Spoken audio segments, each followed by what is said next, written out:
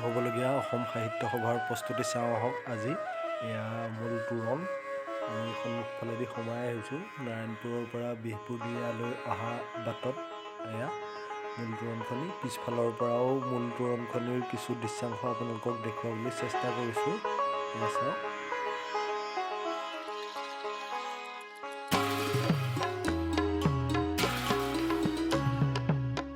ইয়াৰ লগতে আমি ৰাতিৰ ভাগত মূল তোৰণখনিৰ সৌন্দৰ্য কিমান বাঢ়ি উঠে সেয়াও আপোনালোকক দেখুৱাবলৈ চেষ্টা কৰিছোঁ। এয়া চাওক। সঁচাকৈ পোহৰত ইমান ধুনীয়া লাগিছে মূল তোৰণখনি। এইফালেদি সোমাই যাব লাগিব। কাইলৈৰ পৰা হয়তো ইয়াৰ ভিতৰলৈ গাড়ী সোমোৱাবলৈ দিয়া নহ'ব, গতিকে আজিয়ে আমি ভালদৰে চাই লওঁ। এয়া দিনৰ ভাগত আমি মূল তোৰণখনেদি সোমাই ভিতৰ ফাললৈ যেতিয়া আহি থাকোঁ তেতিয়া এনেদৰে দৃশ্যাংশ দেখিবলৈ পোৱা গৈছিল। এয়া মাজতে এটা চক টাইপৰ। এয়া ৰাতিৰখিনিও আপোনালোকক দেখুৱাই গৈছোঁ লগতে। এয়া ৰাতিৰ দৃশ্যাংশ।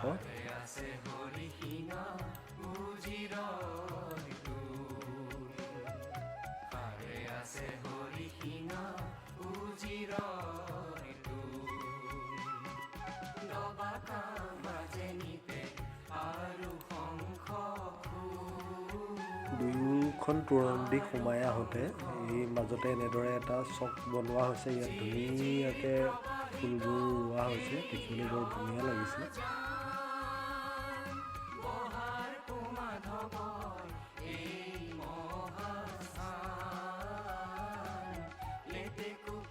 এইফালেদি সোমাই আগলৈ গৈ থাকিলে আৰু কি দেখোঁ চাওঁ আহক। এয়া নামঘৰ ভাগ। নামঘৰ ভাগৰ পৰা আগলৈ গ'লে এয়া শ্ৰীমন্ত শংকৰদেৱ কলাক্ষেত্ৰ। তাৰ ৰূপ দিবলৈ চেষ্টা কৰা হৈছে। এই জেগাখিনি ৰখা হৈছে হয়তো বিজ্ঞান প্ৰদৰ্শনীৰ বাবে। বিজ্ঞান প্ৰদৰ্শনী তথা গ্ৰন্থমেলাৰ বাবে হয়তো এয়া জেগা ৰখা হৈছে। আমি ঘূৰি আহিছোঁ আকৌ এইফালেদি। এইফালেদি আমি আগলৈ গ'লে মূল মঞ্চ ভাগ পামগৈ।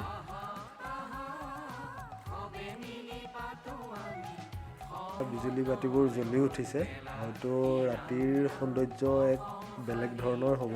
এয়া সময়তহে গম পোৱা হ'ব আৰু কালিলৈ পৰা।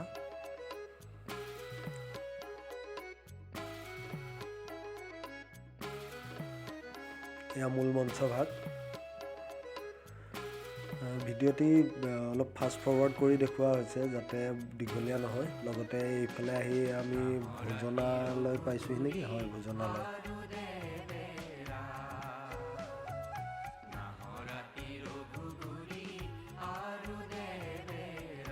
এয়া ভোজনালয়। আৰু ভোজনালয়ৰ পৰা এইফালে আগলৈ গৈ আমি মূল মঞ্চৰ পিছফালেদি আকৌ ঘূৰি আহিমগৈ। শিশুসকলৰ বাবে পাৰ্কৰ ব্যৱস্থা কৰা হৈছে খেলা ধূলা কৰিবৰ বাবে। এইফালেদি আমি মূল মঞ্চৰ পিছফালেদি গৈ যি বাণিজ্যিক মেলা হ'ব, যি প্ৰদৰ্শনী হ'ব, সেই জেগা পামগৈ।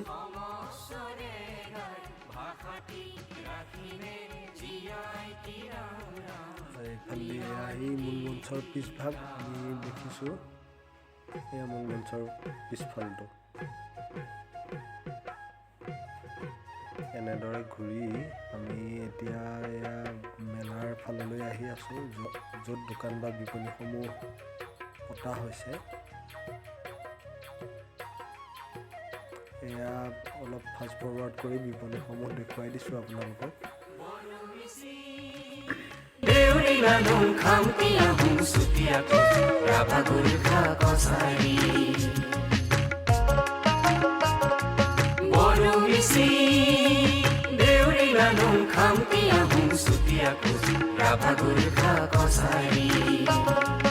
আমি ভাই ভাই ভেদা ভেদ না, আমি ভাই ভাই ভেদা ভেদ না।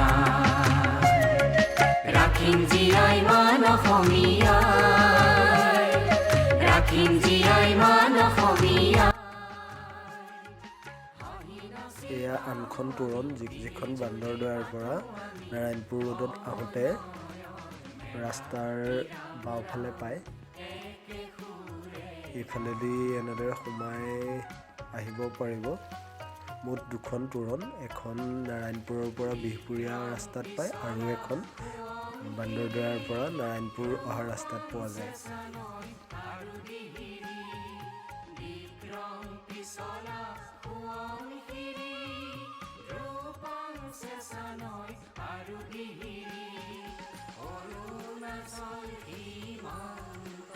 ইয়াতো আমি এখন সুন্দৰ তোৰণ দেখিবলৈ পাইছোঁ। এয়া বাওঁফালে।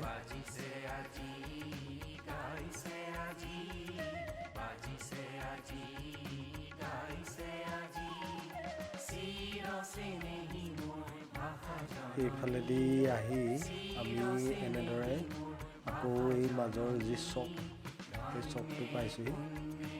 গতিকে থুলমূলকৈ আপোনালোকক দেখুৱালোঁ অসম সাহিত্য সভাৰ নাৰায়ণপুৰত হ'বলগীয়া পূৰ্ণাংগ অধিৱেশনৰ যি থলী মণিকাঞ্চন ক্ষেত্ৰত। লগতে আপোনালোক সকলোকে নিমন্ত্ৰণ জনাইছোঁ আমাৰ নাৰায়ণপুৰত হ'বলগীয়া অসম সাহিত্য সভাৰ যি ৭৬ সংখ্যক পূৰ্ণাংগ অধিৱেশন। আহক আমি সকলোৱে মিলিজুলি এই অধিৱেশন ভাগি উপভোগ কৰোঁ, লগতে সাৰ্থক কৰি তোলোঁ এই অধিৱেশনখনি। ধন্যবাদ।